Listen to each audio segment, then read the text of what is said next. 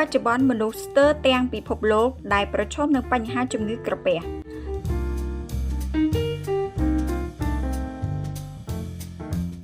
ជំងឺដែលទាក់ទងទៅនឹងក្រពះមានច្រើនដូចជាជំងឺរលាកក្រពះជំងឺដំបៅក្រពះ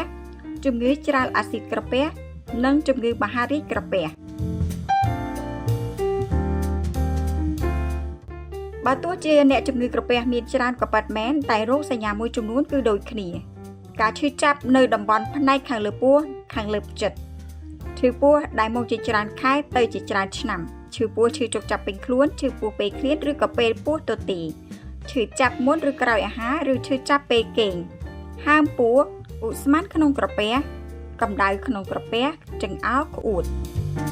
ចំពោះមូលហេតុដែលកើតមានបញ្ហាឈឺក្រពះរួមមានការឆ្លងមេរោគបាក់តេរីញ៉ាំអាហារមិនទៀងទាត់តានតឹងអារម្មណ៍ពិសាកាហ្វេទទួលទានស្រាជក់បារី